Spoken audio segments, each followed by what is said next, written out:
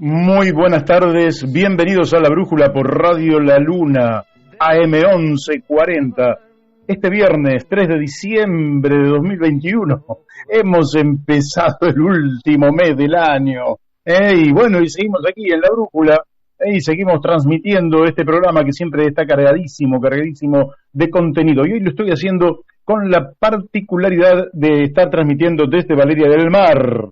Así que va a ser un programa en algún sentido bastante particular. Pero les vamos a decir entonces a todos nuestros oyentes que este programa es el 363 y que, bueno, habla de una recorrida durante más de 3 años que hemos ido ganando un espacio interesantísimo donde nuevos oyentes y más oyentes van sumándose a una audiencia que quiere escuchar temas que tienen que ver con cuestiones de fondo y además con cuestiones que tienen que ver con la posibilidad de que nuestra Argentina mejore su calidad de vida, mejore sus condiciones de independencia, de soberanía, de dignidad nacional y personal, de libertad, como corresponde, y dando explicaciones que no sean esotéricas, sino tratando de dar explicaciones que tienen que ver efectivamente con los datos de la realidad. Por eso la brújula, en un país que ha perdido la guía, que ha perdido un poco el horizonte, que no tiene un sur al cual ir,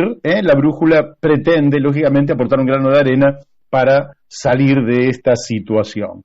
Así que, bueno, lo primero que tengo que hacer en este viernes es darle las muy buenas tardes a todos los oyentes que han quedado en Radio La Luna a través de su antena AM 1140. También a todos aquellos que nos están siguiendo a partir de la página web de la radio, www.radiolaluna.com.ar, de la misma manera que a todos los que nos están siguiendo a través del Facebook o a través de otras aplicaciones, hecho de que me consta, porque aquí en Valeria del Mar me han mostrado que nos siguen con otro tipo de aplicaciones, los TuneIn, y eso que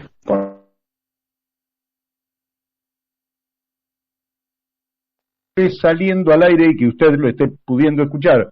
Me refiero al operador de los días viernes, nada menos que Leandro Mugarza, Leandro Mugarza, que ahí nos está saludando, y a una distancia de algo más de 400 kilómetros nos podemos comunicar casi como si estuviéramos en el estudio. Le vamos a dar las muy buenas tardes también a Daniel de Abrantes, el coequiper desde el primer día, que nos ha podido ayudar todo el tiempo.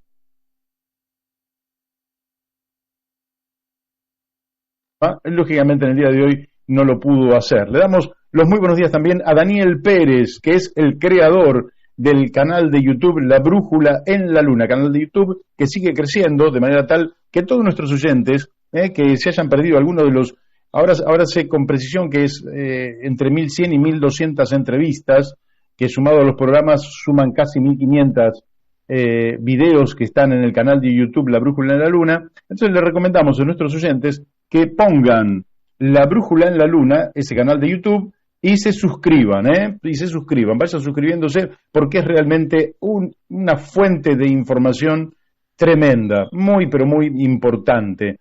Le damos también las muy buenas tardes a Miguel Pascual, que es el hombre que ha trabajado en la creación de una incubadora, de un nuevo multimedio que sigue haciéndolo, que tiene nuevas iniciativas y que ha permitido a lo largo de este año que este programa esté en el aire, simplemente. Así que fuerte abrazo para Miguel Pascual. Le damos las muy buenas tardes también a Florencia Videverri, la realizadora de los flyers de difusión con los cuales nosotros difundimos el programa, aunque esta última semana no los hemos hecho, pero de todas maneras Florencia es parte del equipo, como todos los que estamos nombrando.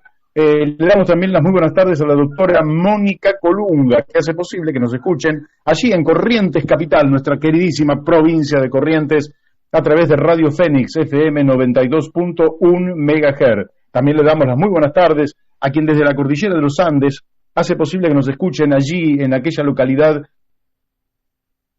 tan querida San Martín en su tarea de independizar o ayudar a independizar a nuestra hermana República de Chile. Me estoy refiriendo a Gustavo Figini, que hace posible que nos escuchen los vecinos de Uspallata a través de Radio La Paquita FM 88.9 MHz. Y muy buenas tardes también a la Cámara de Comercio, Industria y Servicios de AEDO. Y entre otros, les damos también las muy buenas tardes a todos los médicos que nos puedan estar escuchando o que nos vayan a escuchar a través de YouTube más tarde, porque todos ellos son los que hacen posible que exista un sistema de salud en la Argentina que, con todas las dificultades que tenemos en nuestro país, funciona porque hay gente en el sistema, entre ellos los médicos, y hoy es su día, de manera tal que le damos un fuertísimo abrazo a todos los médicos y lógicamente que después van a tener unas palabras en este sentido, ya sobre el final del programa, del doctor Sebastián Dabove, que nos acompaña permanentemente con sus consejos sobre nutrición, sobre cómo bajar de peso, cómo disminuir los triglicéridos, etcétera, etcétera, etcétera, para vivir mejor, efectivamente. Entonces lo vamos a escuchar ya en el último tramo. ¿Qué vamos a tener en el medio? ¿Qué vamos a tener? Bueno, dentro de unos minutos vamos a estar pasando algo que mucha gente nos pidió, que es el reportaje a Alejandro Horovich,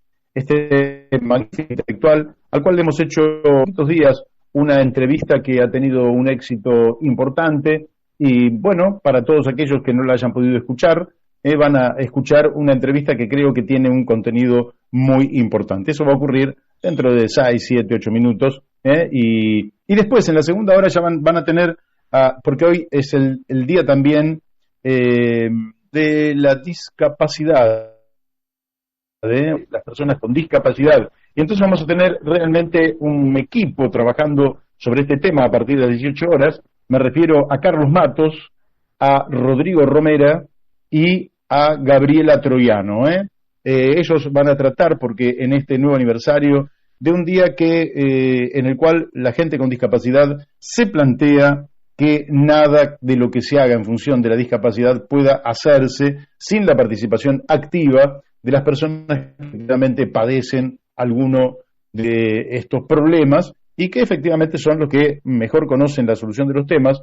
Y como siempre decimos, el modelo social de la discapacidad es un modelo que no solo ayuda a las personas que tienen discapacidad, nos ayudan absolutamente a todos, porque si una persona con discapacidad puede mejorar su traslado físico, puede mejorar el andar por la ciudad, puede mejorar la conectividad, puede participar en la vida económica, social, cultural de la Argentina, no solo mejoran las personas que tienen discapacidad, mejoramos absolutamente. Quiere decir que lo hacemos por ellos, pero lo hacemos también por nosotros. Vaya con todo esto, entonces, la presentación del programa de hoy. Y lo que sí me gustaría, en estos poquitos minutos, es plantearle, porque en la semana nosotros dijimos que había una excelente noticia, que era el triunfo de Oximara Castro en Honduras. Xiomara, la nueva presidenta de Honduras, que la esposa de quien fuera derrocado a través de un golpe de Estado en 2009,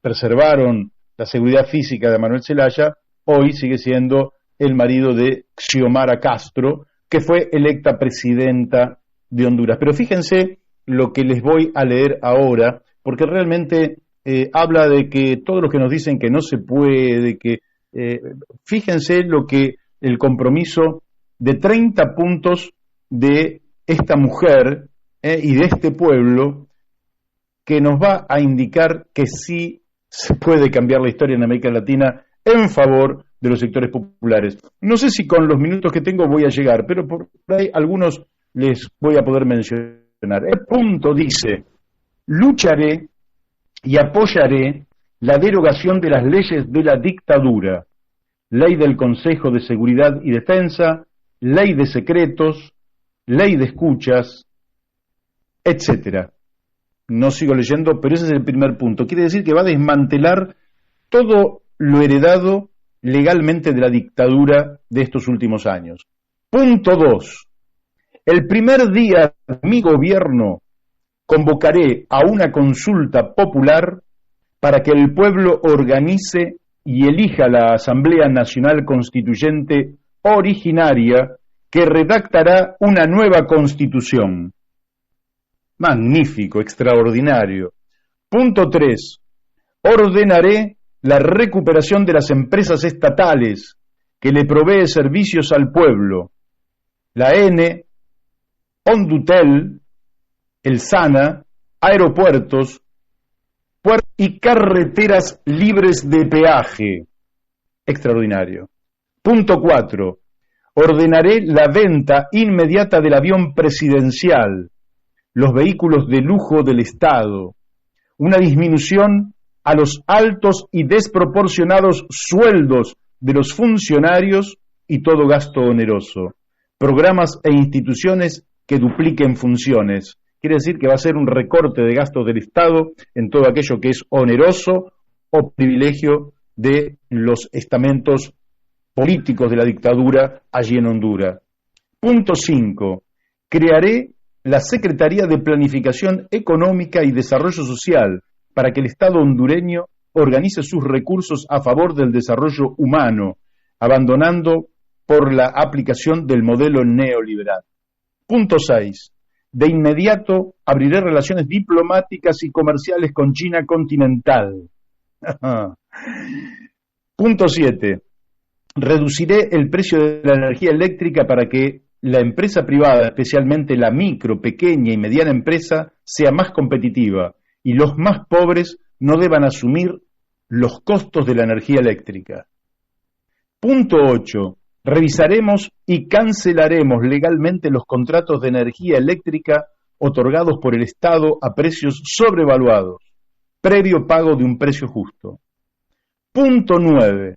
Reduciré los impuestos de los combustibles y tendremos, igual que en el gobierno del Poder Ciudadano, justamente de Manuel Zelaya, los combustibles más baratos de Centroamérica. Punto 10.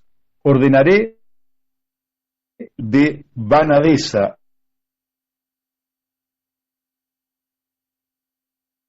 sector informal. Punto 11. Miren este punto. Ordenaré de forma inmediata una auditoría internacional sobre la deuda interna y externa y la readecuación de la misma. Asimismo, una auditoría a la tasa de seguridad y a los fondos de la OABI. Es decir, hablo yo, ya me quedé en el punto 11 porque el tiempo se me fue y me quedan 19 puntos importantísimos, pero voy a detenerme aquí. Dice en el punto 11, ordenaré de forma inmediata una auditoría internacional sobre la deuda interna y externa. Que alguien me explique por qué los gobiernos de la República Argentina no pueden auditar la deuda que heredamos de la dictadura y que es un cáncer del que no hemos podido salir, porque es esa deuda que se reproduce y pagamos y cada vez se vuelve a reproducir y de la cual no podemos salir y que es una sangría permanente en República Argentina, que es una sangría que nos impide invertir, crecer económicamente, resolver los problemas de salud, de educación, los problemas sociales que tenemos, de infraestructura.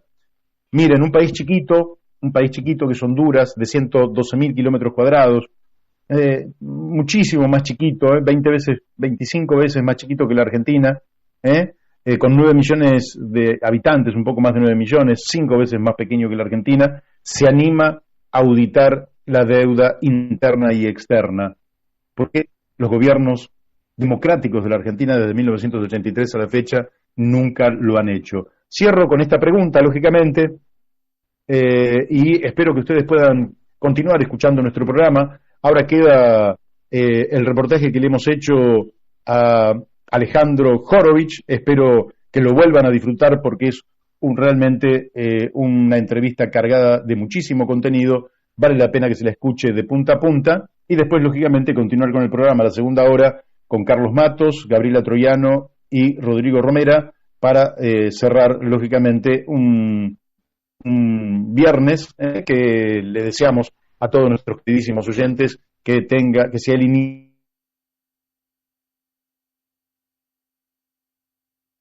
allí en el estudio de Radio La Luna en Buenos Aires y lógicamente que la historia seguirá con nuevos y excelentes invitados a este programa que se va transformando poco a poco en un clásico de la radiofonía nacional. Queda entonces a cargo nuestro amigo operador Leandro Mugarza y mis mejores deseos.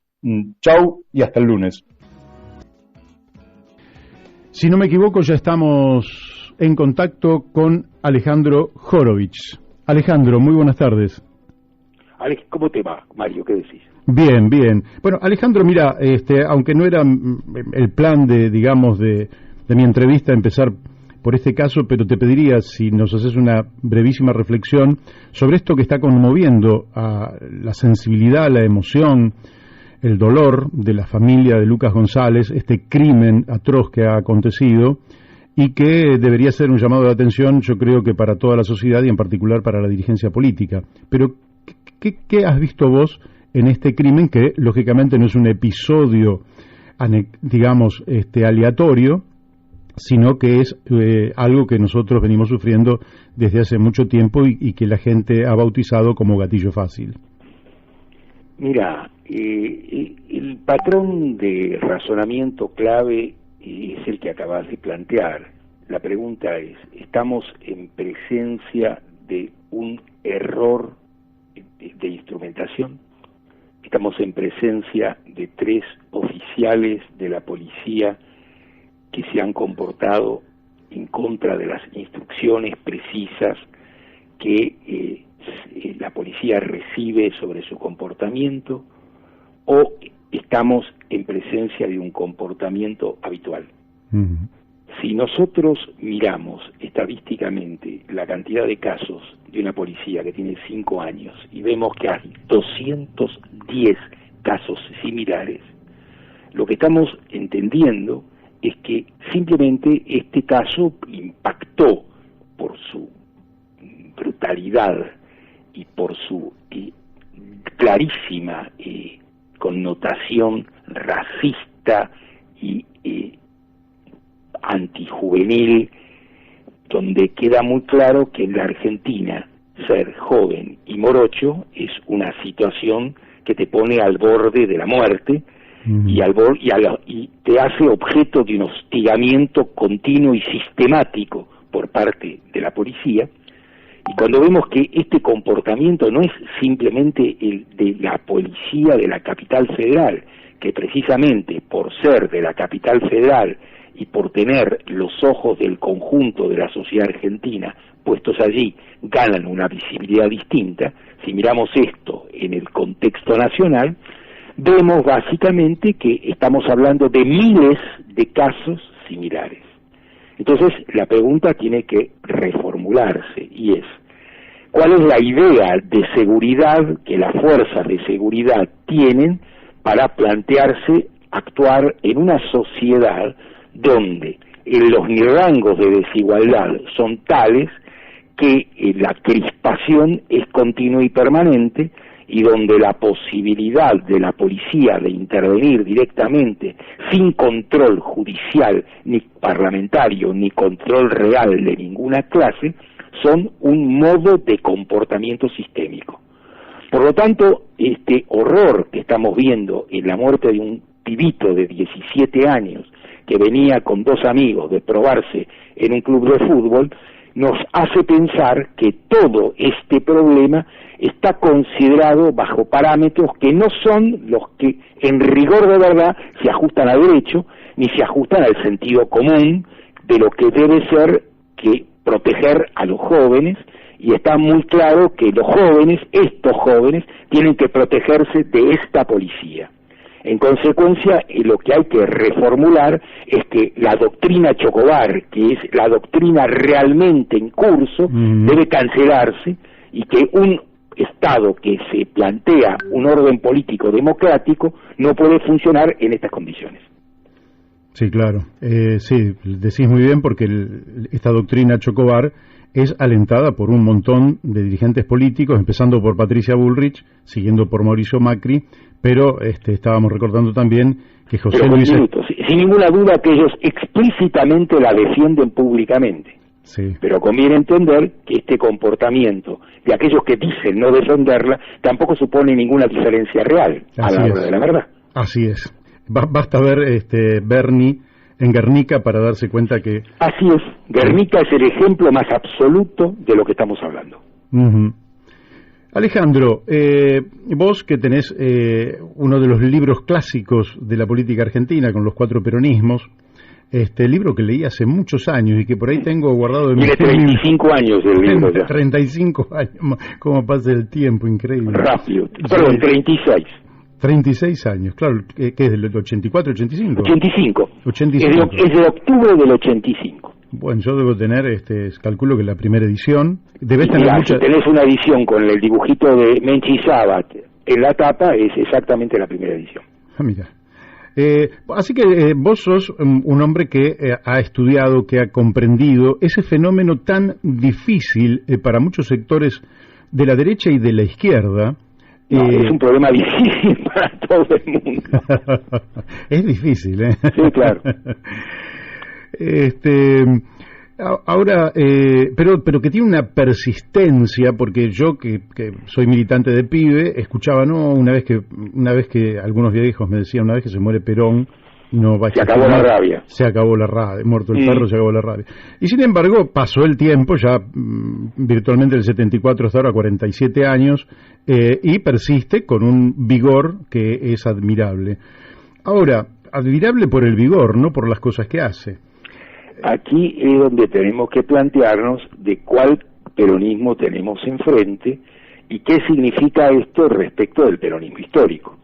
Bien. Porque el peronismo histórico era capaz de enfrentar las situaciones críticas de la sociedad argentina y ofrecer resoluciones parciales, pero resoluciones. Recordemos simplemente la vieja formulación del propio Perón. El movimiento obrero era la columna vertebral del peronismo. Uh-huh. La discusión del tercer peronismo era, los jóvenes de la tendencia planteaban que no se trataba simplemente de que fuera la columna vertebral, sino la cabeza del movimiento. Esa discusión es una discusión absolutamente legítima, pero decir hoy que el movimiento obrero es la columna vertebral del peronismo es hacer un chiste. La idea de que un votante de Moyano en el sindicato al mismo tiempo sea un votante de Macri en La Matanza nos muestra el violento contrasentido de lo que estamos planteando. Ya no existe tal delimitación, ese núcleo duro que construyó el peronismo y que sobrevivió hasta por lo menos 1974, bueno, no existe más, entre otras cosas, porque la fábrica fordista que sostenía ese modelo político tampoco existe más. Claro. El mundo es demasiado distinto a ese mundo, cayó el muro de Berlín, se terminó la Unión Soviética y vemos una avalancha mundial que organiza un mundo muchísimo más conservador, donde el único interés importante es el derecho de propiedad. Basta mirar la última sentencia de la Suprema Corte de Justicia para entender que el eje de la Corte es preservar el derecho de propiedad. Todos los demás derechos tienen que someterse a este derecho omnímodo. Y cuando eso es así, las consecuencias están a la vista. Bien, ahora este peronismo que cuantitativamente el domingo pasado ha quedado, digamos, debilitado desde el punto de vista que más o menos tiene, dado que hacemos las comparaciones con la década del 70, tiene apenas un puñadito más de votos de los que obtuvo Perón cuando la población era la mitad de la que es hoy, ¿verdad? Este es el dato más atroz. Cuando uno quiere explicar el impacto de la derrota, esos números nos hacen saber cuál es cuantitativa y electoralmente medido ese impacto. Ese impacto. ¿Y vos pensás que esa dirigencia, que por otra parte no muestra ni coherencia, digamos, doctrinaria, ni ideológica, ni programática, porque en realidad termina siendo un verdadero misterio qué es lo que quieren efectivamente, porque además utilizan mucho el oportunismo político para moverse un día más para la izquierda, otro día más para la derecha. ¿Vos creés que desde ese capital político van a recrearse y generar alguna nueva épica, o que eso es una experiencia histórica que está en un plano declinante irreversible? ¿Cómo lo ves vos? Mira, no quiero hacer ¿cómo decirlo con elegancia? No quiero hacer del señor que cuenta solamente catástrofes, porque no tampoco tiene tampoco tengo la bola de cristal para poder afirmar rotundamente esto nunca más va a hacer nada. Simplemente lo que hago es mirar el largo tramo y ver que hay un plano declinante continuo. Ese plano declinante, nosotros miramos las condiciones del 2015 y miramos las condiciones actuales, no hay un solo indicador, ni económico, ni político, ni social, que muestre ninguna clase de mejoría. Vemos, al contrario, un descenso y una degradación permanente, y vemos simplemente que los partidos políticos no son exactamente agrupamientos programáticos de alguna clase, sino son ligas de intendentes que buscan un candidato taquillero que les garantice seguir siendo intendentes. Si nosotros miramos la historia de los intendentes de la provincia de Buenos Aires, vamos a entender rápida y claramente. Vamos a ver que pueden ser K, no K, anti-K, re-K, cualquier cosa. No tienen ninguna clase de complicación. No estamos hablando de fuerzas políticas que se organizan en derredor de un programa para ejecutar. Cuando vos mirás de nuevo la publicidad electoral de todas las fuerzas en curso, salvo la izquierda, que es un fenómeno diferente, lo que ves básicamente es que lo más parecido a un afiche es otro afiche, lo más parecido a una caripela es otra caripela, y que abajo chiquitito aparece un número, y que ese número remite a una lista electoral. Cuando miramos un congreso partidario, lo que vemos es que la discusión central es cómo se reparten los cargos, no cómo se discute un programa político. Esta ausencia de política y la transformación de la política en puro marketing tiene consecuencias dramáticas, y las consecuencias de nuevo están a la vista. Bien. Y dentro de esa ausencia, digamos, de columna programática, lógicamente uno puede romper con el fondo o acordar con el fondo, puede auditar la deuda o planteársela como legítima, puede hacer, porque lógicamente no tiene algo, un elemento, un parámetro al cual atenerse. Ahora bien, el gobierno pierde la elección del domingo pasado, este miércoles hace un acto, pero en realidad lo más importante del acto, más allá de que sirva para la interna, más allá de que se haya planteado con 2 años de anticipación la reelección de Alberto Fernández, de que Alberto Fernández haya habilitado las primarias como si eso no estuviera en la ley y tuviera que decirlo el presidente, lo cierto es que lo que se viene es un acuerdo con el Fondo Monetario Internacional que va a volver a impactar tanto desde lo subjetivo como desde lo objetivo sobre las condiciones de vida de nuestro pueblo. ¿Vos cómo estás viendo el peronismo en esta, digamos, en este acuerdo con el Fondo Monetario Internacional? A mí me cuesta mucho la palabra acuerdo porque creo que hay una asimetría de poder tan grande entre el Fondo y la Argentina que me parece que un acuerdo es un despropósito, pero llamémosle de esa manera. ¿Cómo ves que puede llegar a impactar ese acuerdo en la base histórica del peronismo? Mirá, vamos a empezar por qué es el Fondo. El Fondo es una auditoría contable al servicio de los acreedores. El fondo lo que se propone, básicamente, es que los acreedores cobren. Para que los acreedores cobren hay que asegurar que el excedente que genera la sociedad argentina básicamente está al servicio del pago de la deuda. En consecuencia, el primer problema del pago son las condiciones de pago. Esto es, si yo tengo que pagar en un año o si tengo que pagar en 25, no es lo mismo. No cabe ninguna duda que lo que vos planteás, esto es, aceptar la deuda a libro cerrado, es un gravísimo error político porque consiste en discursivamente sostener que Macri y el gobierno de Macri son responsables y a la hora de concretar esa responsabilidad se traduce en que el Estado Nacional se hace cargo de lo que el macrismo ejecutó, violando todas las condiciones que el propio fondo establece en su carta orgánica para el destino de un préstamo. Un préstamo no es para sostener una fuga de capitales. Y esto es así hasta el punto tal de que el propio Macri lo reconoce. Pero no hace falta que Macri lo reconozca, basta mirar los ingresos del Banco Central a través de los préstamos del fondo y las salidas de divisas para ver que una columna se corresponde con la otra. Lo que entra por una ventanilla sale por la otra. De modo que los 45.000 millones sirvieron para fugar 45.000 millones. Entonces, ahora se entiende por qué después del préstamo, con el fondo, la situación del Banco Central es idéntica a la situación anterior al préstamo.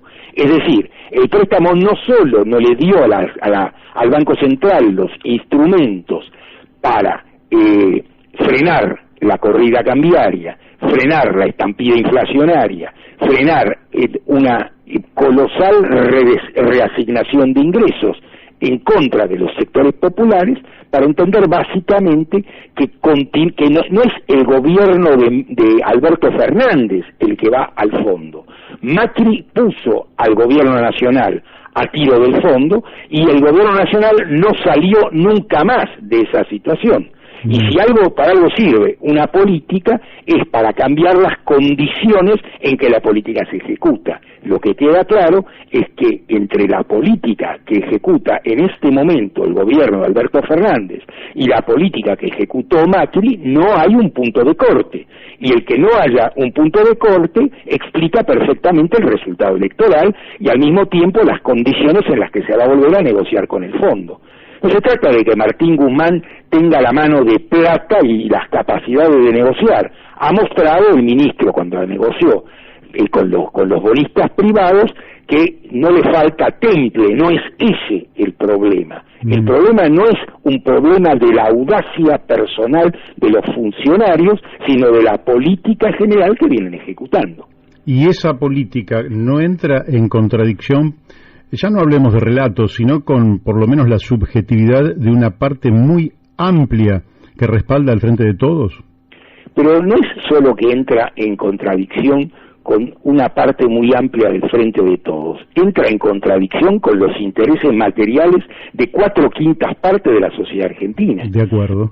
Entonces, si el gobierno fuera capaz de cambiar esta situación, su situación electoral también variaría significativamente y los apoyos también serían otros, para que se entienda.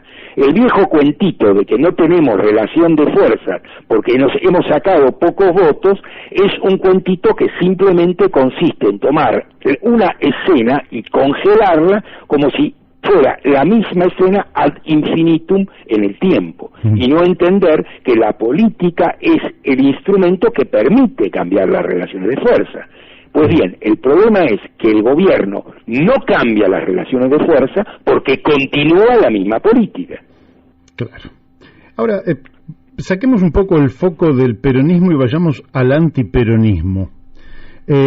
Porque el núcleo opositor debe tener, lógicamente, como toda realidad compleja, muchas vertientes, y debe haber algunas que puedan llegar a ser incluso virtuosas, eso no lo voy a negar, pero digo que esencialmente se define como el antiperonismo, y se define más por la negación que por estar, digamos, comprometido con un proyecto de país.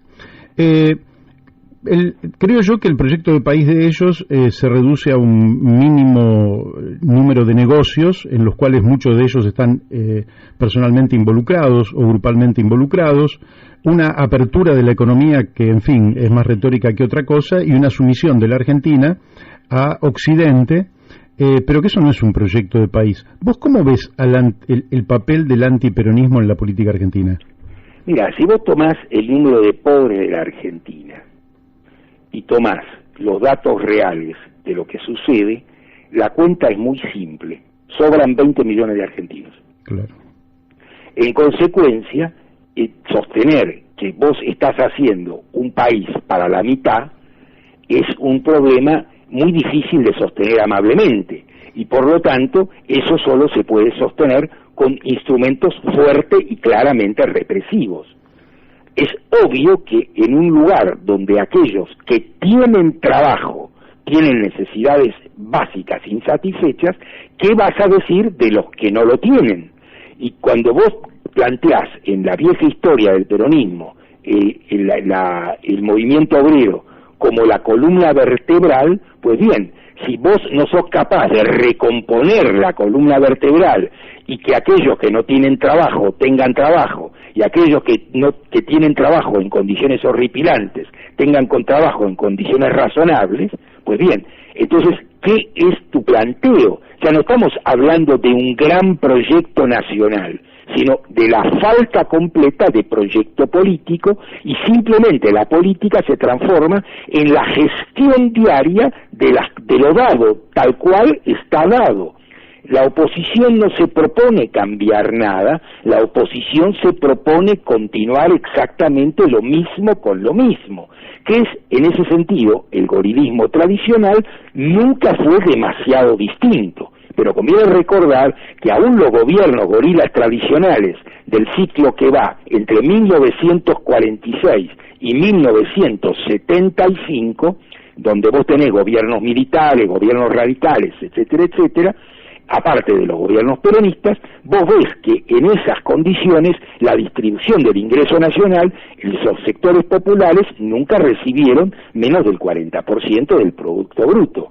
Y está sumamente claro que en este momento no reciben ni el 25% del Producto Bruto. Entonces, no estás hablando simplemente de que como se genera menos riqueza, hay menos para repartir. No, hay menos para repartir porque la torta considera en primer lugar a los acreedores, en segundo lugar la rentabilidad empresaria, en tercer lugar los negocios en curso, y recién entonces te queda el salario obrero, y por eso se llama ajuste, porque es lo que hay que ajustar para que los otros números cierren.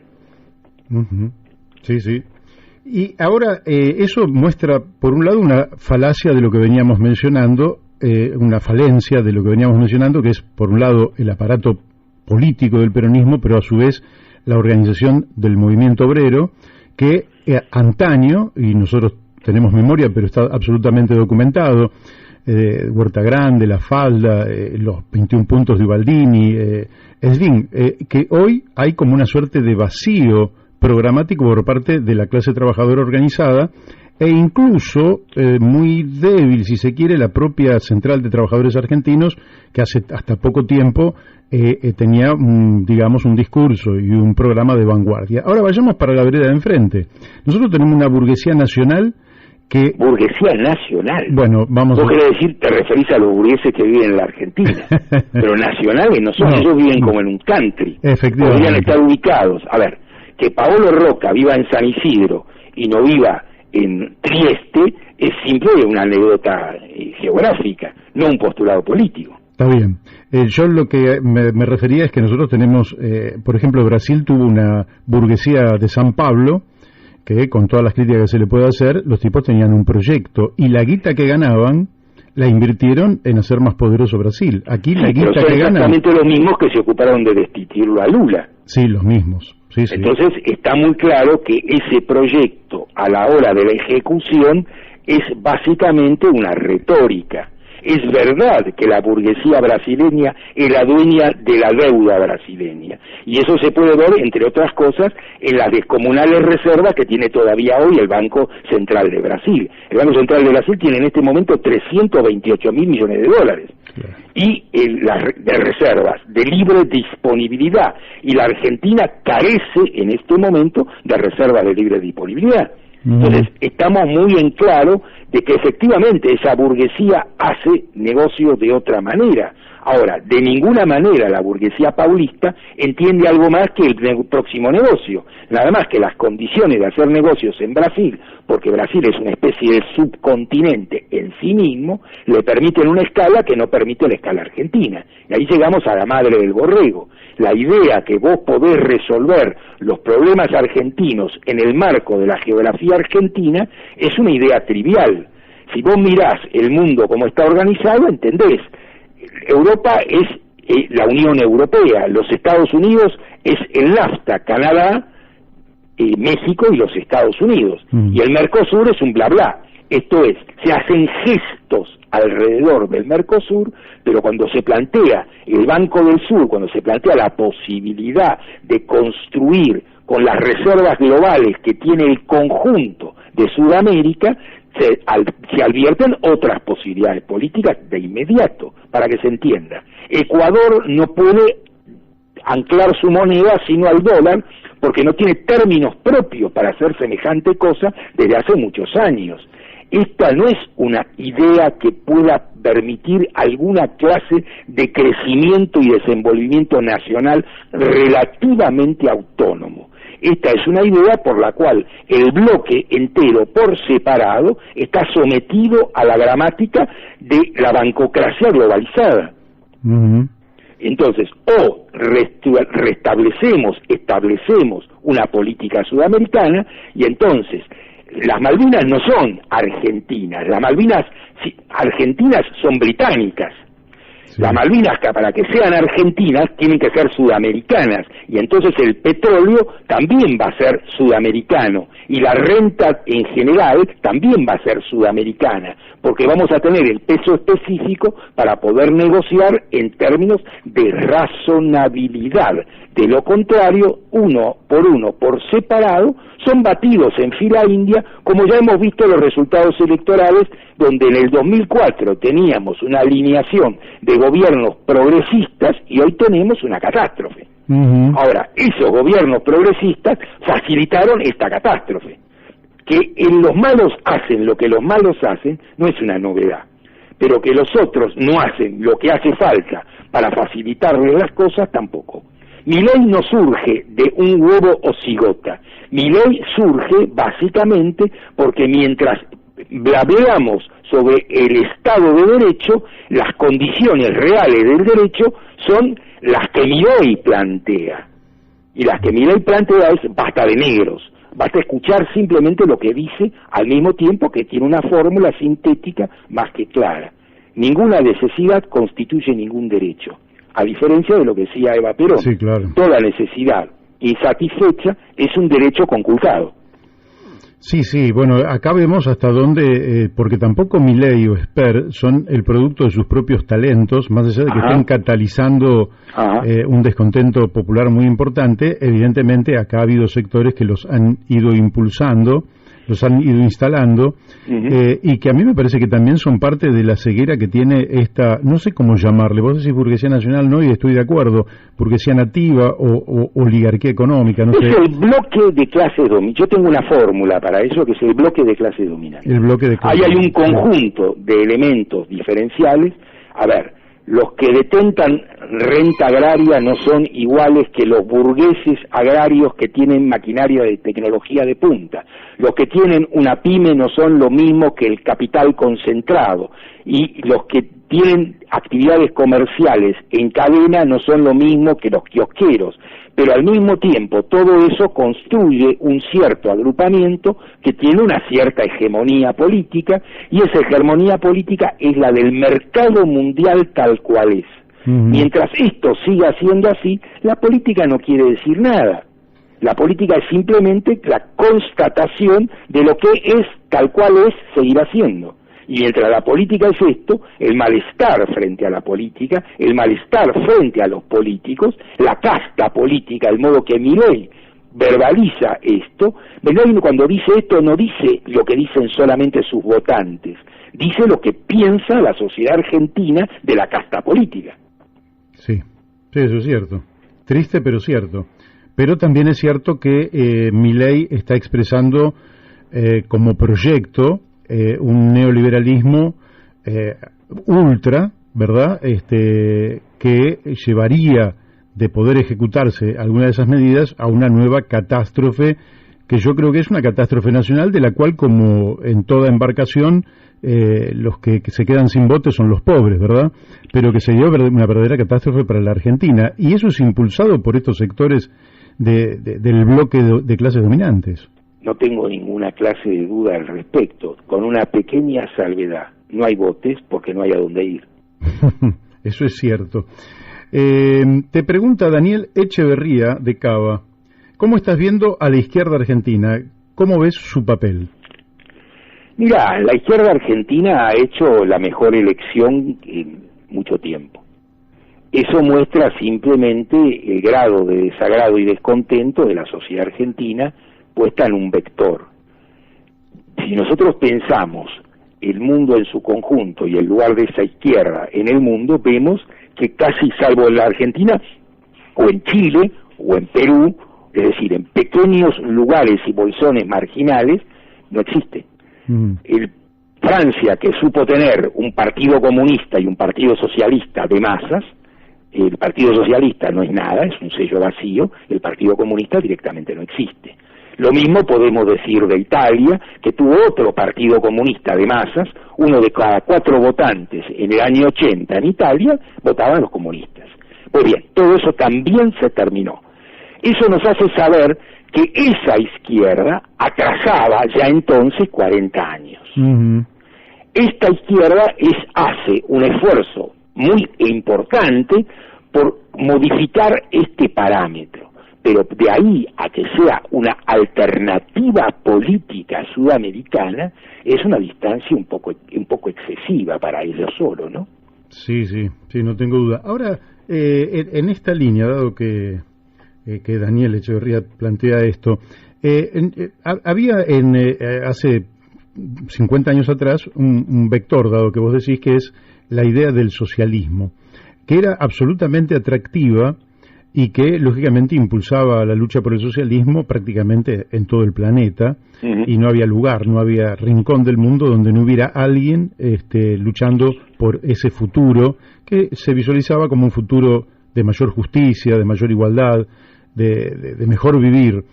En estos momentos, caída la Unión Soviética ya hace 30 años, ¿crees que se reconstituye la idea del socialismo o emerge una nueva idea que pueda ser atractiva para construir un futuro distinto? ¿Cómo lo ves eso? A ver, conviene recordar cuáles eran las bases de ese viejo socialismo del cual estabas haciendo referencia hace un momento. El socialismo no es una invención teórica de Carlos Marx. El socialismo es un planteo político de mayorías populares en condiciones extremadamente difíciles, construidas por la revolución industrial y la revolución burguesa, esto es, construidas a finales del siglo XVIII. Cuando uno observa cuál es la síntesis política que hace Marx, uno ve que considera el socialismo político francés, la economía clásica inglesa de Adam Smith y David Ricardo, y la filosofía crítica alemana, y con esos elementos sintetizados en esas condiciones tiene el programa del Manifiesto Comunista. Pues bien, ese programa es un programa fechado. Cuando uno mira al propio Marx y a los prólogos de Marx al Manifiesto Comunista, por ejemplo, el de 1872, un prólogo escrito después de la Comuna de París, uno mira y se da cuenta que Marx no cree que su texto es una teología obligatoria, sino más bien que Marx se da cuenta de que la lucha popular rehace, reescribe, replantea los elementos. Esos viejos modelos socialistas eran modelos para otro mercado mundial, para otros estados nacionales, para otras clases obreras. La clase obrera a la que Marx se remite ya no existe más en ninguna parte del planeta.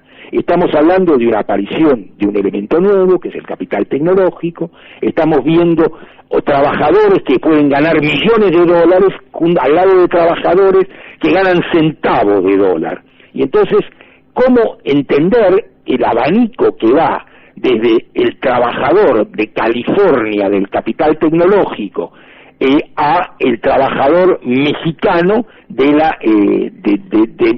Ciudad Juárez, por decir un lugar? Entonces uno ve que esta idea ya tiene que construirse sobre otras bases, y que la idea misma de clase obrera tiene que ser rehecha a la luz de las nuevas condiciones históricas y políticas de la situación objetiva de la clase obrera, que incluye una derrota histórica descomunal. Esa derrota histórica descomunal facilitó esta desintegración, y lo que estamos viendo además es que las condiciones inenarrables de vida se dan al mismo tiempo en que la vida misma está amenazada desde dos puntas distintas. Por un lado tenemos el recalentamiento global, que nos muestra que si seguimos en esta dirección, ni socialismo, ni capitalismo, ni nada, marchamos hacia la catástrofe más absoluta. Y por otro lado, pequeños indicadores que nos muestran hasta qué punto la componente tanática de la especie humana y la sociedad humana avanza de un modo terrible. Hoy acabo de leer en la CNN, que no es el boletín de la Cuarta Internacional, cuál es el índice de muertos por abuso de drogas farmacológicas. No me refiero a opiáceos ni a la cocaína, sino a drogas de venta, digamos así, no es libre, pero digamos de venta regulada por los médicos profesionales. Se ha duplicado en el término de 6 años la cantidad de muertos en estos términos, y haciendo una pequeña cuenta, la CNN nos dice que acaban de confiscar suficientes medicamentos así de peligrosos, capaces de matar a los 350 millones de norteamericanos vivos. Entonces, por un lado tenés la amenaza del planeta de extinguirse, de la especie humana, de extinguirse en el planeta, y por otro lado, a la propia especie humana, marchando catastróficamente, en condiciones catastróficas, porque el COVID-19 no es más que el nombre circunstancial de la crisis general del capitalismo, no es otra cosa. Es el dato que nos hace saber que si seguimos así, no hay más futuro. No hay más futuro para los sectores populares. Sí. No hay más futuro para nadie. Entonces, o la izquierda es capaz de plantear este problema en la escala adecuada, que es mundial, y es capaz de enfrentar a esos poderes, porque está claro que ellos no se autorregulan jamás. Y que cuando dependemos de su autorregulación, tenemos la catástrofe bancaria del 2008. Sí. Entonces, las amenazas no son simplemente las amenazas de la esquina de mi casa. No se trata simplemente de la crisis política argentina, que es muy intensa y muy grave. Se trata de entender que esta crisis política forma parte de una crisis mucho mayor y frente a lo cual la política argentina no toma ni en consideración. Estamos hablando de una política municipal en condiciones de una política global catastrófica. Ahora, en esa política global, ya me van quedando pocos minutos y te voy a comprometer para una nueva oportunidad, porque la verdad que nos ha quedado corto el tiempo, aunque ya llevamos unos cuantos minutos.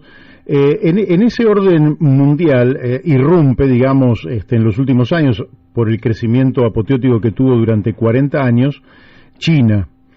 China emerge, por un lado, con una convivencia entre un Estado gobernado por el Partido Comunista, con un ejército popular de liberación a cada día más poderoso, es decir, que uno podría sospechar que no es un lugar donde el capital se sintiera seguro, pero sin embargo, paradójicamente, las inversiones extranjeras en China se han ido incrementando, el desarrollo científico... Viste que no depende simplemente de que seas amable para que te inviertan. Así es.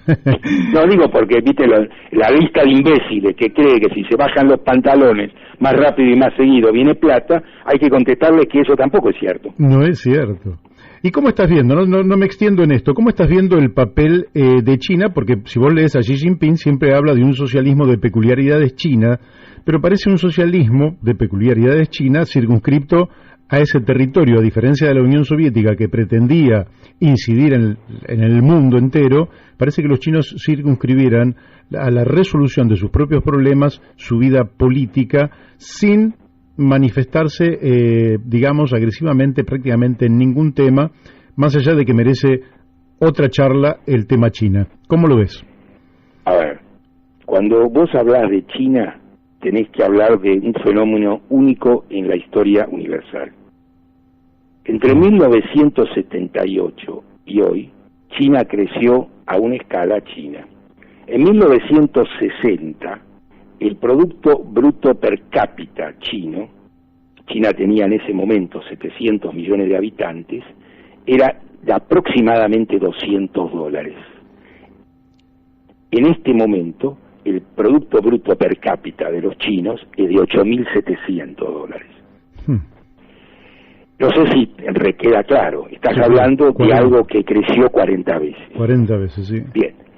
Este fenómeno no se conoce en parte alguna, en época alguna de la historia. Para que tengamos una idea de comparación, en 1800 el Producto Bruto per cápita de los Estados Unidos era igual al de Brasil. En 1900 el Producto Bruto per cápita de Brasil seguía siendo exactamente el mismo que en 1800. En Estados Unidos se había multiplicado por 7. 7 es un número importante, pero no es 40. Estamos hablando de 100 años en relación a medio siglo, ¿sí?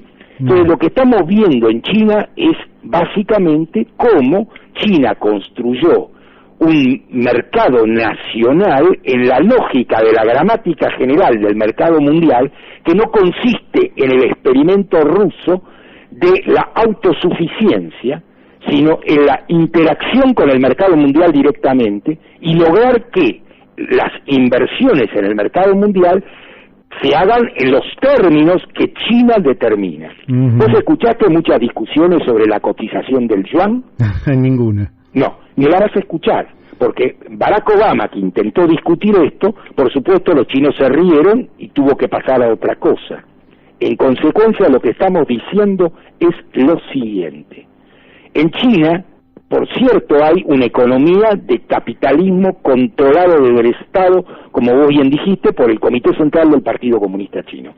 Sí. El 80% de las empresas chinas son de propiedad pública y el 20% restante tienen de las más diversas características y conformaciones. Pero a nadie se le ocurre, ni siquiera a la burguesía china, decir ninguna propuesta política para China ni una sola vez. El monopolio de la política es un monopolio del Comité Central. Eso no quiere decir que en China no hay debate, que es otra de las trivialidades, y eso no quiere decir, por supuesto, que los chinos han crecido simplemente porque comen un plato de arroz tirados al costado de una máquina. ¿Sí? Estamos hablando de capital tecnológico de punta y de condiciones de punta. Esto no implica que China no tenga un proyecto para el conjunto, pero cuando nosotros miramos que China, aparte de ser una potencia militar de primer orden y una potencia económica de primera categoría, al mismo tiempo no dispone de algo que dispone todavía en los Estados Unidos y en la fábrica de sueños del mundo. Todavía Hollywood sueña todas las cosas que somos capaces de creer en alguna parte de este planeta. Y China no tiene nada ni parecido. Para que China pueda disputar ese orden, no alcanza con tener el Producto Bruto per cápita más alto y no alcanza con ser la primer potencia tecnológica del mundo. Se necesitan otras cuestiones que todavía en China no se ven. Además de que China no se hace cargo de los problemas que el desarrollo chino supone para China y para el resto del mundo. Así es, que tienen que ver con el ambiente. Alejandro, te agradezco muchísimo la amabilidad que has tenido de charlar con nosotros. Te comprometo para otra oportunidad, si la has pasado bien. No, por supuesto, cuando quieras, nos tomamos otro feca y charlamos. Bárbaro, te mandamos un fuerte abrazo. Otro para ustedes. Gracias. Bueno, hemos hablado con Alejandro Horovich, el autor del gran libro Los Cuatro Peronismos, pero aparte un intelectual, como usted acaba de comprobar a través de sus propias palabras. Vamos a la tanda de la radio. Buenas tardes, ¿cómo están? Mi nombre es Rodrigo Romera, estoy junto a Carlos Matos, somos los columnistas de los días viernes en el tema de discapacidad, y hoy tenemos un día muy especial, que es el día 3 de diciembre, Día Internacional, Día Internacional de las Personas con Discapacidad. Y bueno, Carlos, te dejo comenzar, dada la situación en la que estoy yo. Muy bien, Rodrigo, ¿cómo están? Hoy, como bien lo marcaba Rodrigo Romera, Día Internacional de las Personas con Discapacidad, también se dice Día Internacional de los Derechos de las Personas con Discapacidad, un 3 de diciembre. El 3 de diciembre del año 92, la Asamblea de las Naciones Unidas proclamó este día. Bueno, esto tiene que ver con una serie de planes, de estrategias y de documentos que fue sacando Naciones Unidas desde la década del 80, algunos de la década del 70 también, pero en la década de los 80 aparece un documento muy importante, la llamada Carta para la década de los años 80, que se redacta y que se aprueba en Ottawa, en Canadá. Esa carta establece un diseño de trabajo para promover la inserción real de las personas con discapacidad en las distintas regiones del mundo, acorde con cada una de las circunstancias de los países. ¿Sí? Carlos, quería acotar que así como se estaba trabajando fuertemente en el tema de los derechos de las personas con discapacidad, esa carta tenía el nombre de los impedidos, ¿no? Sí, exacto, se hablaba, sí, tenés razón, se hablaba de impedidos y se hablaba también de discapacitados, o sea, fue cambiando el nombre, pero claro, hubo un avance en la terminología. Y vos sabés que en esa carta firmada en Ottawa, aparecen temas muy importantes, ¿no? Por ejemplo, que todos los gobiernos que la firmaran tenían la responsabilidad y la obligación de incrementar la participación política de las personas con discapacidad dentro de cada una de las comunidades y acercarlas a la toma de decisión.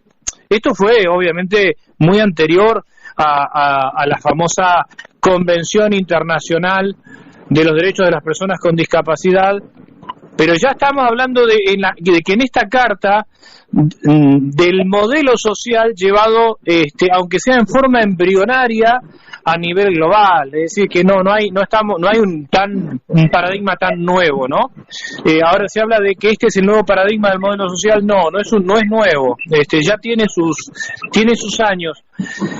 Y Carlos, sí, contamos sí, con la presencia de la diputada nacional del mandato cumplido, Gabriela Troyano.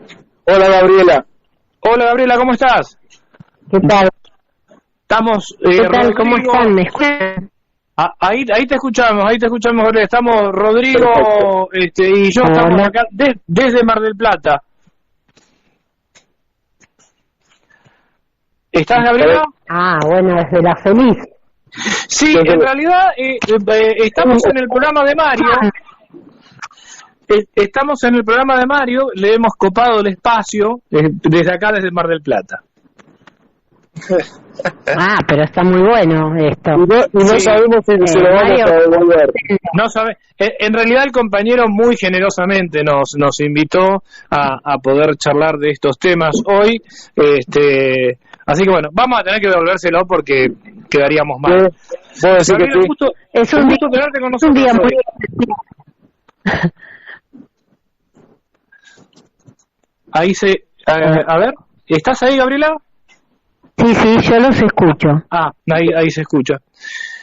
Gabriela, hoy es un día de celebración, algunos dicen de conmemoración, otros de festejo, más allá del lugar en el que nos ubiquemos, y creemos que es un día de reflexión profunda.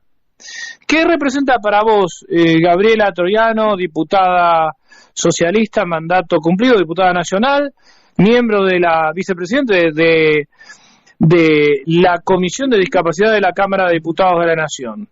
¿Qué es para vos el 3 de diciembre? Para mí es un día de celebración. ¿Y por qué digo esto, Carlos? Porque realmente que el movimiento de personas con discapacidad haya parido esta convención, que es vinculante, realmente es un motivo de ser celebrado. Por supuesto que también es un momento de reflexión, de parar la pelota y de decir hasta dónde llegamos, qué hace falta, qué se cumple, qué no se cumple, ¿cierto? Pero creo que es un logro colectivo y que es importante valorarlo como tal y celebrarlo como tal, porque porque creo que es una herramienta muy, muy poderosa que tenemos que utilizarla más, que tenemos que conocerla más y que tenemos que también generar esa empatía en el resto de las personas que no tienen discapacidad, que quizás no tengan a ningún familiar con discapacidad, de que poder ver que una sociedad que incluye a las personas con discapacidad, una sociedad que no excluye, es una sociedad en donde todos tienen cabida, todos y todas.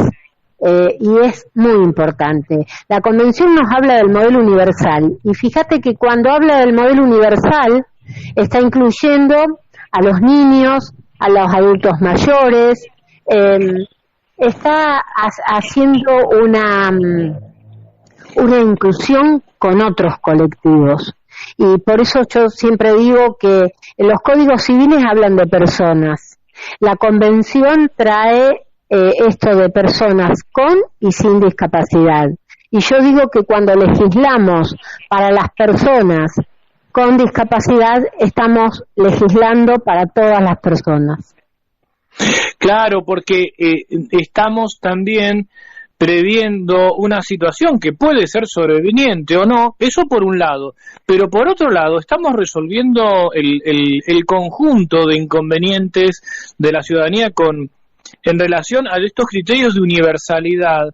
Y nos gustaría detenernos un poco en esto de la universalidad, de qué manera los términos que se emplean en la política a veces no tienen realmente el alcance que les corresponde, ¿no? Cuando, por ejemplo, se hablaba de sufragio universal, pero no votaban las mujeres, y sin embargo se hablaba de sufragio universal, sí, pero las mujeres no votaban, no era tan universal el sufragio, ¿verdad? Ahora, después vino el voto femenino, y ahí sí podemos decir que era un poquito más universal, pero sin embargo había personas con discapacidad que no podían ejercer su voto. Y hay un hecho muy importante, que es que tal vez recién la Argentina, no sé si coincidirás con nosotros en esto, Gabriela, recién la Argentina llega, diríamos, a la plenitud del sufragio universal en las elecciones del pasado 14 de noviembre. Cuando nos dieron la posibilidad de incluirnos. Claro, contanos un poco esto, porque fíjate que es importante que se tome conciencia de qué cosa es universal. Y si vamos a la sustancia, el sufragio universal en la Argentina realmente lo tenemos en sustancia hace muy poco. Contanos este caso que vos trajiste acá a la charla del Colegio de Abogados de Mar del Plata, del Instituto de Derecho de la Discapacidad, que es realmente todo un hito en la historia de los derechos políticos de Argentina. Bueno, el caso de Clara Goitía. Clara es una integrante de la Asociación Azul, tiene 27 años, pertenece a los GAMS, que es el Grupo de Acción por el Modelo Social, y ella se comunica a través del método aumentativo alternativo, no puede hablar, entonces señala sobre un tablero y su asistente personal lee lo que ella quiere decir. Como en la escuela no podían comprender esto, decían que no, que el que hablaba era la otra persona, bueno, toda una cuestión que hizo que Clara incluso no le daban a ella su capacidad jurídica. Con la modificación del Código Civil, lo que hizo Clara fue iniciar un juicio para sacar la tutela y para quedar ella con capacidad jurídica plena para poder decidir. Comenzó ya hace 2 años sus estudios primarios. La verdad es que Clara es una activista y una luchadora impresionante. Ella participa en la clínica jurídica de acá de la Facultad de Derecho de la Universidad Nacional de La Plata, da sus puntos de vista, bueno, y pudo votar por primera vez justamente en estas elecciones, ¿no? Que recuperó esa capacidad jurídica y lo pudo hacer. Bueno, recordemos que hasta hace no tanto tiempo no dejaban votar a las personas sordas, por ejemplo. Es verdad, es cierto. Y además, el resto de las personas con discapacidad teníamos serias dificultades para ingresar al cuarto oscuro con quien nosotros designáramos. La ley en parte te imponía que uno debía entrar con las autoridades de mesa, presidente de mesa y 2 fiscales. Bueno, en el caso nuestro, yo soy una persona ciega, vos sos una persona con baja visión, era algo que no tenía mucho sentido, porque cuando vos entras al cuarto oscuro y el presidente de mesa te dice, acá tenés la boleta tal, la boleta cual, cuando vas por la quinta, sexta boleta ya te olvidas de cuáles serían la primera y la segunda. Eso, en la práctica, la gente ciega lo resolvíamos llevando nuestras boletas, armándolo afuera. Pero bueno. Porque además eso te garantizaba el voto secreto. Porque además eso te garantizaba el voto secreto. Es decir que, fíjate, esto que vos, lo que vos bien marcás, que lo difícil que se tornaba en ese aspecto, el que reconocieran que es un derecho personalísimo el que tenemos nosotros de designar a una persona. No sé, Rodrigo, vos estás, a ver si Rodrigo sigue conectado, estábamos con unos pequeños problemas de conexión. Pero por ejemplo en tu caso, Rodrigo, que vos tenés que para poder manipular la boleta, ¿cómo te manejaste? ¿O cómo te manejabas o cómo lo haces ahora? Sí, en realidad a mí me complica mucho más que el cuarto oscuro no sea accesible y que, por ejemplo, porque me pasa así muy seguido, de hecho en las últimas elecciones me pasó, no en las últimas sino en las PASO, pude solucionarlo, pero ingresé a un cuarto oscuro que de todas maneras yo pude ingresar, me movilizo en silla de ruedas, digo para la audiencia, pero tenía un escalón, que mi silla pudo sortear el escalón, pero si no lo hubiese podido sortear, me volví a encontrar con el mismo problema. Pero, y por ahí la disposición, la disposición de las boletas. Una vez que yo llego a la boleta, puedo llegar, lógicamente voy a tardar más tiempo, pero, porque tengo problemas en las manos, pero, voy a poder emitir el voto. El tema es la llegada hasta la boleta. Es todo un problema. Es todo un problema. Ahí obviamente necesitamos lo que tantas veces hablamos con Gabriela, ¿no? En esto de la lucha por una vida independiente, la diferenciación que tiene que hacerse entre lo que es un acompañante terapéutico y un asistente, que es otra cosa. Es algo Además, Carlos, otra cosa, ¿no? Que se tiene que entender, porque es increíble la liviandad con la que se toma el derecho al voto de las personas con discapacidad. No es lo mismo. Ya que vas a votar, es como cuando hablamos de la persona que puede, con discapacidad que llega al trabajo. Bueno, ya tenés un trabajo, da gracias por eso, listo. Vas a votar y votás hasta en la calle. Bien, te acercan la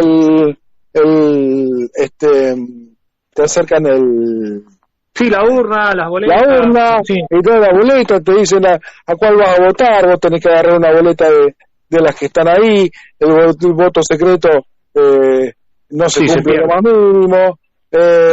Bien, pero es como que, bueno, mira, tuviste suerte de votar, pudiste votar, listo, como sea. ¿Bien? Y no debe ser así. No, en algún aspecto yo lo que sí noté en esta última elección, por lo menos de las autoridades de mesa, una mayor voluntad de comprender, o sea, antes que tomar una decisión, reconocer que no sabían algo y preguntar, pero es como vos decís, hay como una banalización.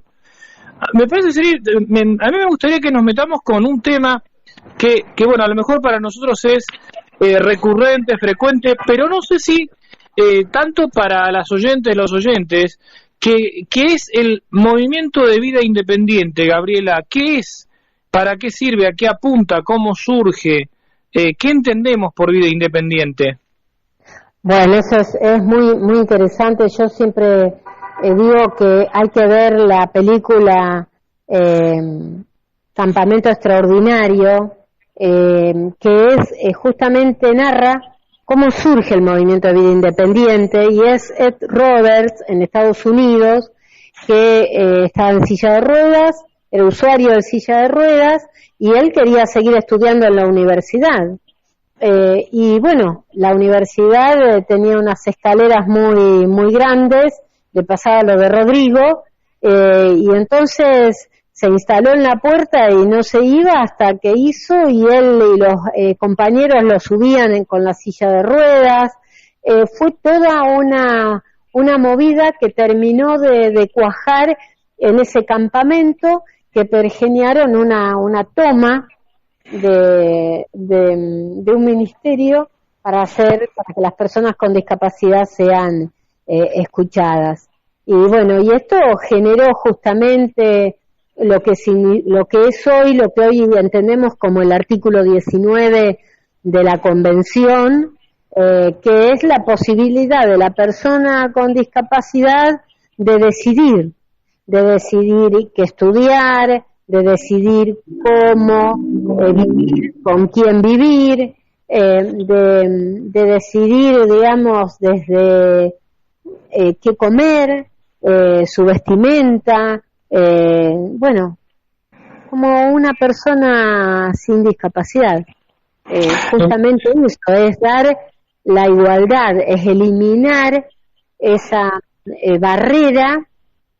En este caso era, por ejemplo, la escalera. A veces es la actitudinal, porque muchas veces no hay escaleras, pero hay aulas en la planta alta, y en cambio de bajar el aula y para a la planta baja para que pueda estar la persona usuaria de silla de ruedas, no lo pueden hacer, es tremendo. Bueno, hay muchas situaciones, pero esto generó este movimiento de vida independiente que yo creo que es la culminación, y por eso decía que hay que celebrar la convención, porque ese movimiento de vida independiente que surgió en la década del 70 culmina con la convención en el año 2005. Y pensemos que la convención fue posible porque dentro de Naciones Unidas había un representante mexicano usuario de silla de ruedas, claro, que siempre se encontraba con muchas dificultades. Entonces planteó el tema justamente de la necesidad de la convención con mucha convicción, y bueno, después todos quizás ya después conocemos un poco más el proceso, ¿no? Pero en toda Latinoamérica jugó un rol muy importante en esa conformación a través de RIADIS y de personas que hicieron una movida fuertísima. Bueno, REDI es una de las organizaciones que trabajó mucho el tema de la convención acá en Argentina, así que ese es un poco el origen del movimiento, ¿no? Vos hace un año y medio, antes de la pandemia, estuviste acá en Mar del Plata en el Consejo Deliberante, en una de las sesiones del Consejo Municipal de Discapacidad del Partido de General Porredón. Y nunca hemos hablado de esto en las distintas columnas y en los programas de radio, pero tiene relación con esto del movimiento de vida independiente, sí, porque vos nos trajiste la experiencia que habías vivido en Japón. Íbamos a hacer una serie de encuentros, después vino la pandemia, no pudimos comentarlo, pero contanos cómo fue la experiencia de haber primero tomado contacto con la gente de Japón, con las organizaciones de allá.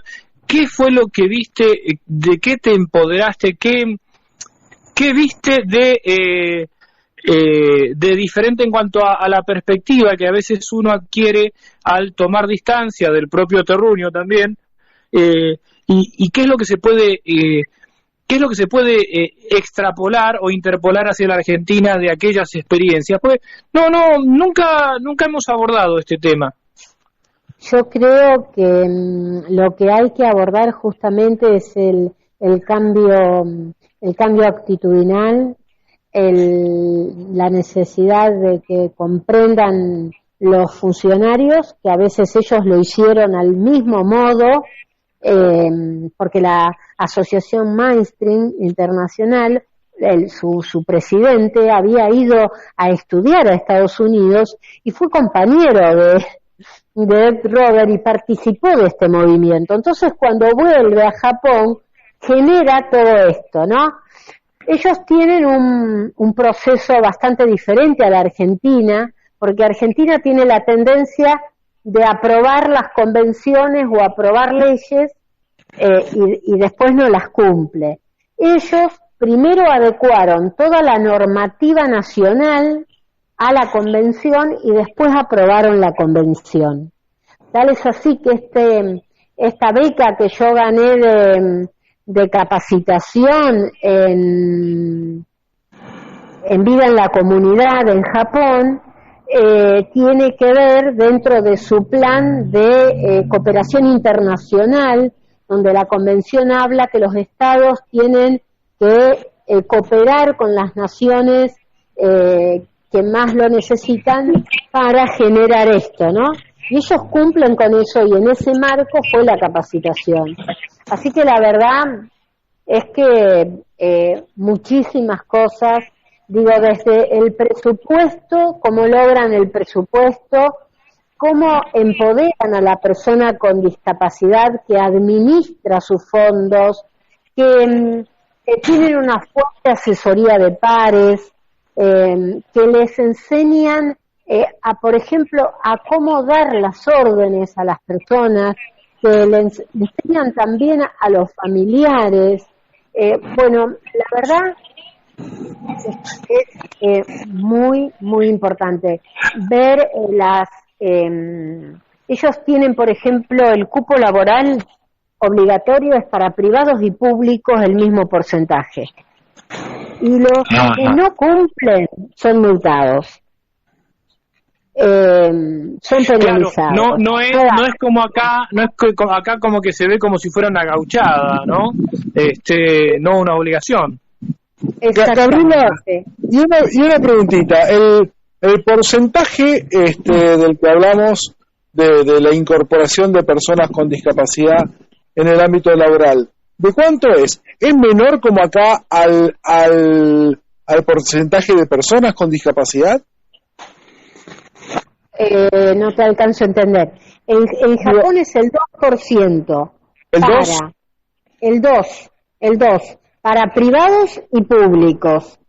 Pero yo te puedo asegurar, porque nosotros fuimos al centro de coworking, le llaman ellos, donde vos vas a buscar trabajo, hay varias computadoras, vos te sentás, elegís qué tipo de trabajo, cuántas horas, entonces te salen listados de 600 posibilidades.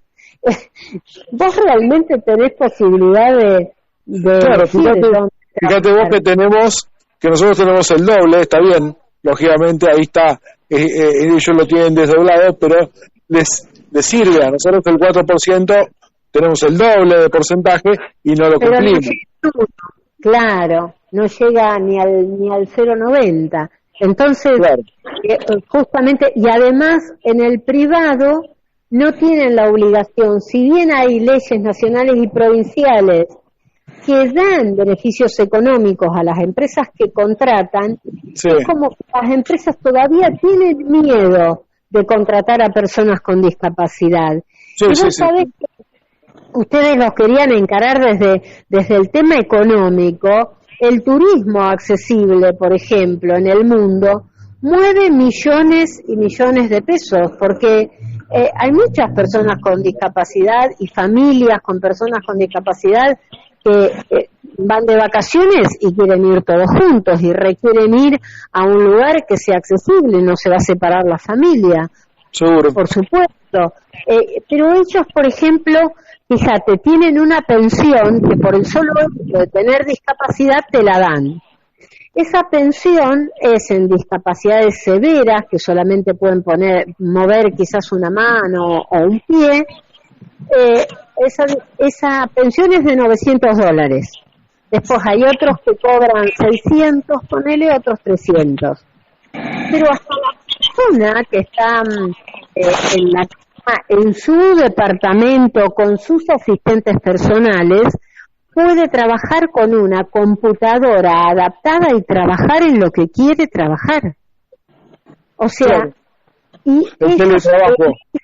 Exacto, y eligen también la rehabilitación. Y ellos tienen un descuento en las rehabilitaciones por tener discapacidad, pero ellos pagan su centro. Pagan creo que un 20%, pero lo pagan. O sea, el transporte, por ejemplo, también tienen un descuento del 25% en los aviones, en los trenes, pero el resto lo pagan.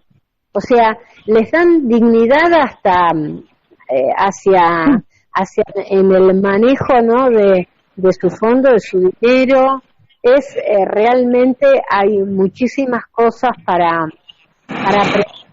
porque fíjate vos, esto genera también un movimiento económico. No es, acá te consideran un gasto, no consideran que mueven la economía a través de dar trabajo a todas las personas, a través de que yo digo, esto lo debatí en su momento con el director del IPS de acá de la provincia de Buenos Aires. Si cumplen con el cupo laboral, están todas las personas con discapacidad aportando para las mismas pensiones de las personas con discapacidad que por determinados motivos no pueden trabajar. Ahora, fíjense ustedes, se hace la ley de teletrabajo casi obligatoriamente por la pandemia. Sin embargo, en esa ley de teletrabajo no están contempladas las personas con discapacidad como sujetos de trabajo. No, están considerados como sujetos de que van a ser cuidados, que van a ser asistidos y en el artículo 6, en el único que nos nombran y nos nombran como sujetos de protección. Es realmente... Sí, seguimos con la infantilización, con el ninguneo, con la cuestión tuitiva, y sí, hablamos mucho del modelo social, Carlos. Sí, totalmente. El modelo de presidencia, pero que no lo manifiestan tan abiertamente, digamos, ¿no? O sea, claro, no es presidencia física, no te asesinan, pero te invisibilizan. Exactamente. No hay Monte Taijeto de por medio, pero no existía. Claro. Exacto. Y claro. Yo creo que eso es lo que nosotros tenemos que difundir mucho. ¿Qué significa el modelo social? El modelo social no es que les tienen que dar, no es asistencialismo, no es que te tienen que dar un plan social, es que te tienen que dar acceso a derechos. Acceso a derechos, esa es la realidad. Queremos trabajar, queremos pagar nuestra obra social, queremos aportar a nuestra jubilación, queremos poder tomar un colectivo como cualquier otra persona, solamente que si el Estado no garantiza que tenga un piso bajo para que pueda acceder un adulto mayor, para que pueda acceder un niño, para que pueda acceder un usuario de silla de ruedas, entonces esas personas van a estar excluidas, digamos, del sistema. Es como ustedes muy bien explicaron en la reunión del Instituto de Discapacidad del Colegio de Abogados, el tema de que estamos ante una sociedad excluyente y que la tenemos que erradicar, ¿no? Y que yo creo que aplicando la convención correctamente, la erradicamos. Tenemos los elementos para hacerlo. Solamente es que tenemos que tener esa mirada al momento de decidir la política pública, desde el principio. Gabriela, Carlos, nos quedan 3 minutos y yo quisiera plantear brevemente, no volver a plantear, aunque sea brevemente, volver al tema de la universalidad, ¿no? Y en base a eso poder plantear el tema en relación a la parte económica de las personas con discapacidad y cómo se verían beneficiadas, además de todas las otras personas, con un ingreso básico universal. Sí, es un tema clave que inclusive lo hemos charlado con vos y con Gabriela acá en esta reunión, en la reunión de Mar del Plata, y además lo hemos en el espacio que compartimos con Gabriela, con Mario, por supuesto, Daniel y otras personas, en el proyecto Justo, lo hemos hablado, que es el ingreso básico universal o renta básica universal.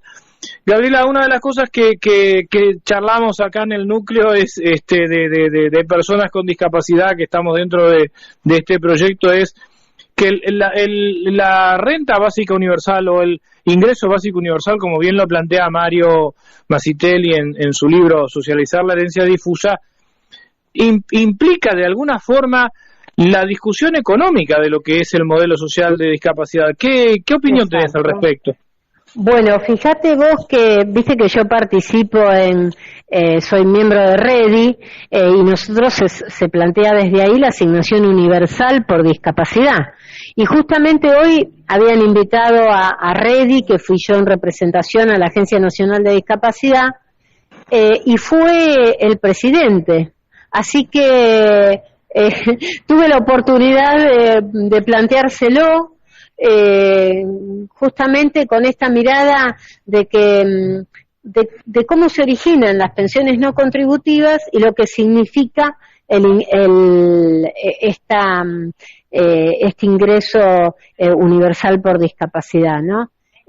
Así que bueno, yo creo que es esto, es garantizar una vida digna, y como dice la Convención, haciendo todos los esfuerzos económicos necesarios para esto, porque no hay un derecho superior a la dignidad humana, y para eso tenemos que poder tener una vida autónoma e independiente, poder alimentarnos, poder vestirnos, poder trabajar, digamos, esto que quizás a muchos les parezca común, realmente para nosotros es prácticamente inalcanzable, ¿no? Si pensamos que de los 6 millones de personas con discapacidad no llega al 1% aquellas que tienen empleo, bueno, estamos viendo un poco lo que es, ¿no? El 16 de este mes estuvo en Mar del Plata el director de ANDIS, de la Agencia Nacional de Discapacidad, el licenciado Galarraga, acá en Humasdeca, y Rodrigo le formuló la pregunta de qué opinión tenía acerca del IBU. Ajá. Y no hubo respuesta, no respondió. Yo volví a repreguntar, dijo, estábamos trabajando con la gente del ANSES, no tenía nada que ver lo del ANSES, pero dijo una cosa que me parece, Rodrigo, como lo ves vos, que creo que estaría bueno que lo pudiéramos reflexionar. En un momento el licenciado Galarraga plantea, nosotros queremos, más que haya pensiones, lo que queremos es que la gente con discapacidad trabaje.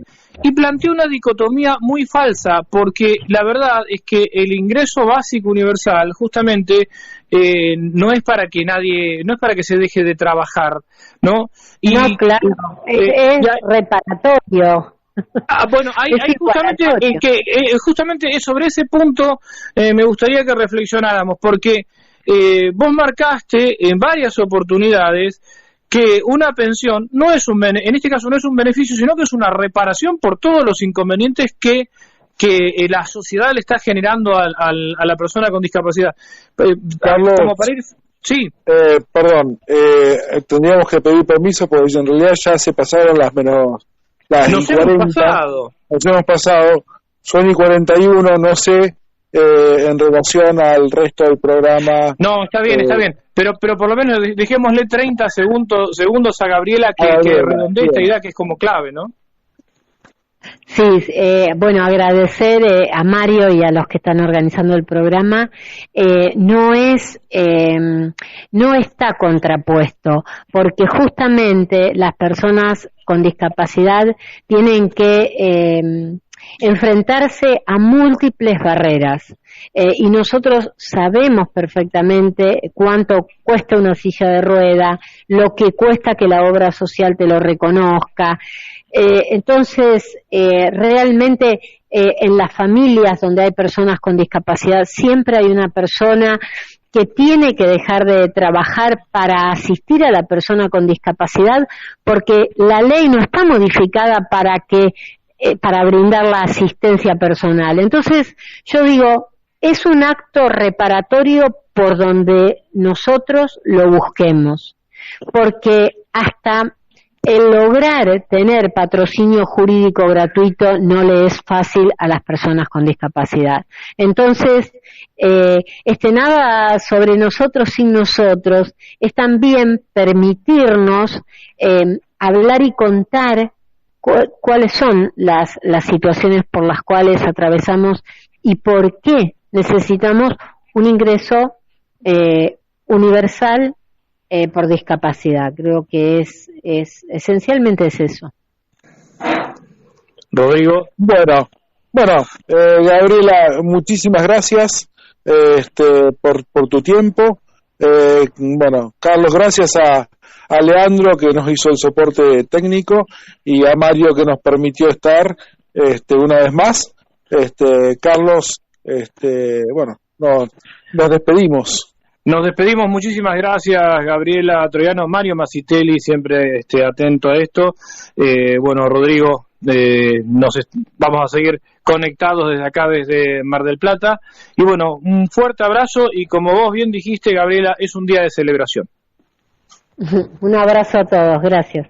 Muchas gracias, abrazo. Hola querido Mario y AM1140, La Brújula en la Luna, les habla el doctor Dabove Sebastián, médico especialista en nutrición. La verdad que quiero saludar a todos los médicos que escuchan tu programa. La verdad que es un gusto ser médico, es un gusto siempre brindarnos a la sociedad. Yo siempre digo que toda oyente de AM1140 y de las demás radios donde hablo de medicina y nutrición pueden ingresar de forma completamente gratuita a YouTube Sebastián Dabove y ahí pueden ver un montón de videos donde explico cómo bajar de peso, cómo lograr un cuerpo mucho más saludable y llevar una vida mucho más saludable, cómo mejorar el colesterol, cómo bajar el azúcar en la sangre si tiene diabetes, cómo bajar los triglicéridos si dieron elevados, el ácido úrico, cómo mejorar la impotencia sexual y la eyaculación precoz, cómo ayudarnos con la caída del cabello, cómo mejorar la piel en mujeres y en hombres, y así un montón de otros temas también. Así que los invito de corazón que ingresen a YouTube, Sebastián Dabove, y que puedan seguir todos esos videos que la verdad que de corazón justamente fueron grabados en su momento y subidos a una plataforma que todos pueden ingresar sin gastar un centavo y verlos y ponerlos en práctica. Ese es el objetivo. Les mando un abrazo grande, doctor Sebastián Dabove.